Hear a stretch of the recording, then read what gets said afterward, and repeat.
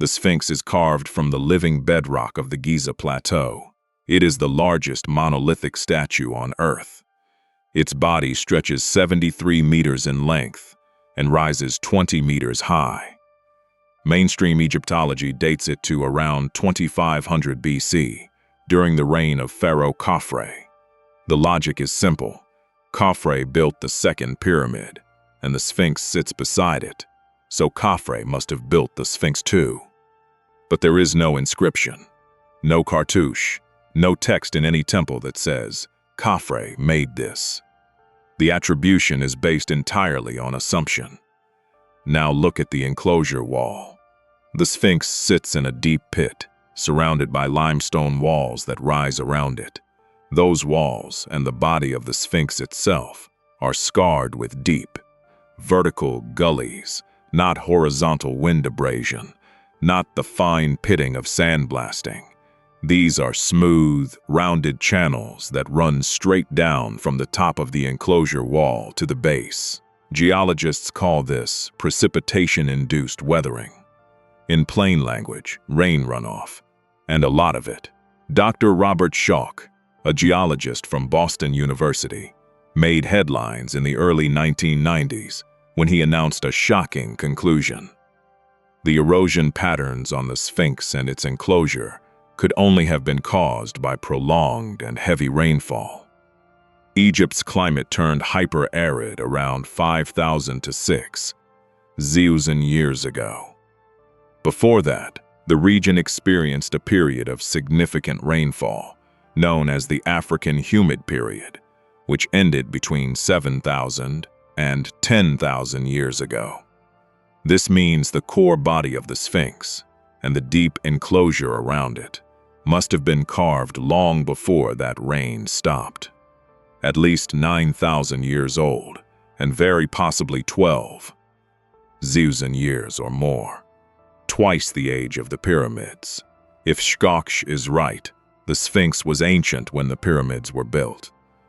And that means the builders of the pyramids found it here. They did not create it. They inherited it. To support this, look at the nearby tombs. Tombs carved into the same limestone during the dynastic period, around 2500 BC, show entirely different weathering patterns. They are weathered by wind and sand. The contrast is unmistakable. The Sphinx and its enclosure were carved during a completely different climatic age. The mainstream fought back, suggesting the erosion was caused by haloclasty, or salt crystallization from morning dew. Archaeologist and geologist Colin Reeder has argued convincingly that salt cannot produce the vertical gully patterns. Rain does. The debate still rages. But the geological evidence is visual and undeniable. Walk around the Sphinx and one thing becomes immediately obvious. The proportions are wrong. The head is too small for the massive lion-like body beneath it. This is not the artistic canon of pharaonic Egypt, a civilization that was obsessive about proportion, symmetry, and mathematical harmony. The Great Pyramid's precision is now your proof of their capabilities. So why is the Sphinx's head so disproportionately tiny? The head itself is also significantly less eroded than the body. Look at the face, the brow ridge, the eye sockets, the Nemes headdress. They are weathered, but nowhere near the deep, smooth gullies carved into the body and the enclosure walls. This suggests one unavoidable conclusion. The head has been recarved. The original monument was not a man-headed lion at all. It was a massive, fully proportioned lion, gazing eternally toward the eastern horizon. Later, some pharaoh, perhaps Khafre, perhaps someone else, reshaped the original lion head into his own image. He claimed the monument by literally erasing its original identity and superimposing his face onto it. If that is true, who carved the original? And what was it guarding? The dynastic Egyptians called the Sphinx Hor-em-Akhet, meaning Horus on the horizon. But they also venerated it as a remnant of Zep Tepi, the first time. a golden age when the gods walked the earth and established the cosmic order. They did not claim to have built it. They repaired it, repainted it, and prayed to it. The Sphinx was a relic even to them. Now consider another anomaly, the dream stele of Thutmose IV. This massive granite slab stands between the Sphinx's paws. In the inscription, the young prince Thutmose is told by the Sphinx in a dream that if he clears away the sand burying its body, he will become pharaoh. He does, and he does. But the stele also contains a damaged and partially erased line that has been interpreted by some scholars as referring to the Sphinx existing since the time of the ancestors, far before the age of Khafre. The very existence of the dream stele, placed centuries after the supposed carving, shows the Sphinx was being periodically excavated from sand that had already buried it. It was an ancient mystery even then. Stand behind the Sphinx and face east. Imagine the dawn sky on the spring equinox, the moment of balance between day and night. Now travel back in time. Not 4,500 years, not 5,000, but 12,500 years. In 10,500 BC, the constellation rising directly in front of the Sphinx at dawn on that exact day was Leo, the lion. The Sphinx, a colossal lion, facing its own celestial counterpart on the most symbolically charged day of the year. This is not mythology. This is a fact of astronomical retrocalculation. Now extend that gaze upward. The three pyramids of Giza, as we explored in our previous documentary on the Pyramid Code, mirror the three stars of Orion's belt. But that alignment on the ground matches the sky not of 2500 BC, but of 10,500 BC. The Sphinx facing Leo, the pyramids mirroring Orion, both pointing to the same date. The first time, Zep Tepi. This is a unified architectural plan, a sky map frozen into stone on the Giza Plateau. Why that date? What happened then that was so significant it had to be monumentalized in 6 million tons of limestone and a colossal recumbent lion? The geological record offers a chilling clue. Around 12,800 years ago, the Earth entered a period of catastrophic climate change known as the Younger Dryas. Global temperatures plummeted, ice sheets advanced, sea levels rose dramatically in pulses. This was not a slow transition, it was abrupt, violent, and devastating. Could 10,500 BC mark the moment the climate stabilized enough for a lost civilization to emerge and begin reconstructing the world, leaving their sky map on the Giza Plateau as a timestamp? Could the Sphinx have originally faced the sunrise not just as a guardian, but as a marker of a new cosmic era, an era of rebirth after the cataclysm? For centuries, rumors have swirled about hidden chambers and tunnels beneath the Sphinx. Ancient Arab texts refer to a secret library of knowledge buried underground. The medieval chronicler Al-Makrizi wrote of passages leading to the pyramids. Edgar Cayce, the American mystic, famously prophesied in the 1930s that a hall of records containing the lost knowledge of Atlantis would be discovered under the right paw of the Sphinx.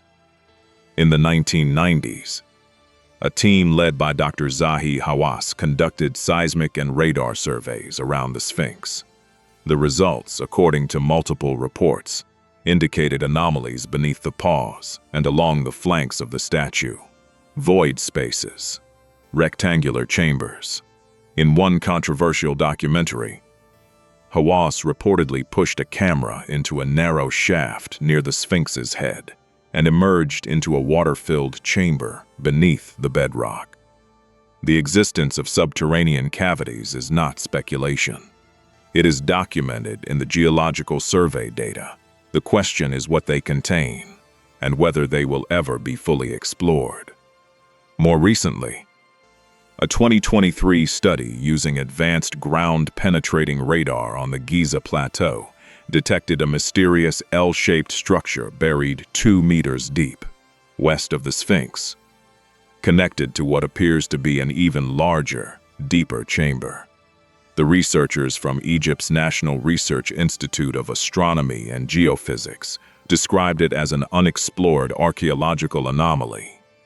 The area remains unexcavated. Why? And what other structures lie beneath the silent paws of the Sphinx? Consider the Osiris shaft, located directly between the Sphinx and the Great Pyramid. It descends 3 levels deep into the water table and contains a massive granite sarcophagus permanently submerged.